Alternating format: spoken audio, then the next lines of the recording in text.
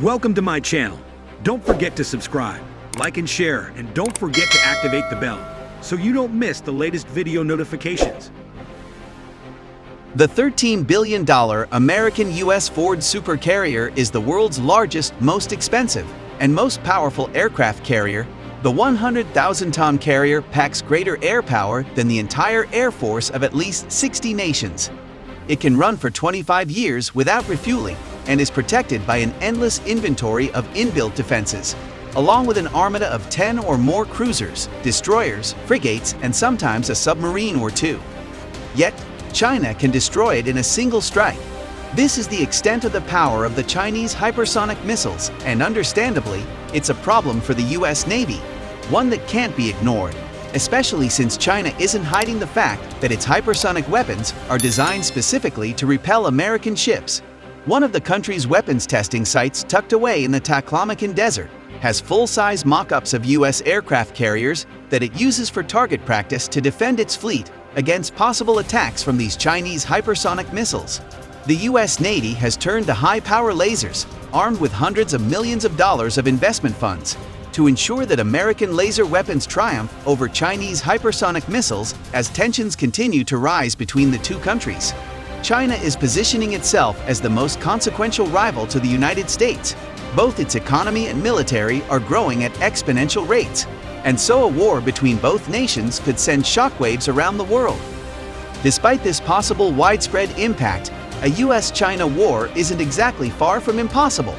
Tensions riddle the relationship between the two world powers, particularly as a result of China's undying wish to absorb Taiwan into its territory and the U.S.'s unrelenting desire to ensure Taiwan remains a free state. U.S. President Joe Biden even went as far as signing a defense spending bill, including up to $10 billion in assistance for Taiwan.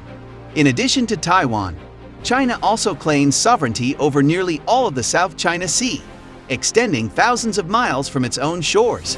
However, international law, enforced by the U.S., recognizes territorial claims only 12 nautical miles offshore. These territorial lines remain heavily disputed, so much so that it appears the only thing preventing China from taking a more explosive aim at foreign movement in these regions is America's naval presence. President Biden has also become increasingly forthright, saying that the U.S. would intervene should China mount an unprovoked attack on American allies.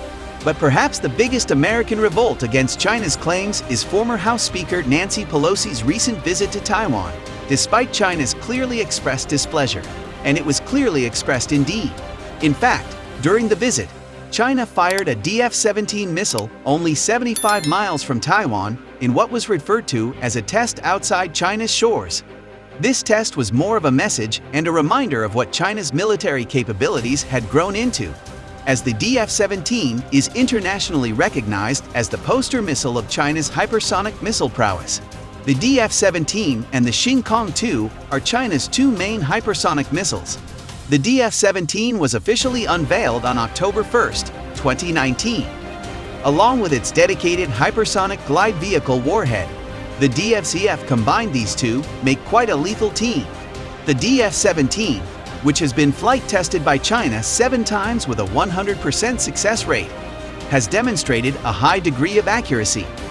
A U.S. government official attested to this, stating that a test DF-17 warhead once struck within meters of its intended target. The DF-CF hypersonic glide vehicle can be used for both nuclear weapons delivery and precision strike conventional missions. And when in flight, it can perform extreme maneuvers and evasive actions.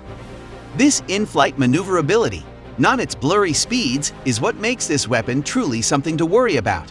In fact, it is what separates a hypersonic missile from a missile traveling at hypersonic speeds, as maneuverability makes weapons significantly more difficult to intercept by even the most advanced air defense systems. All of the world's ICBMs travel at hypersonic speeds, some as high as Mach 23. But they're not considered hypersonic missiles because they can't maneuver. Instead, they travel in a predictable parabolic path that makes them easier to be intercepted and defended against.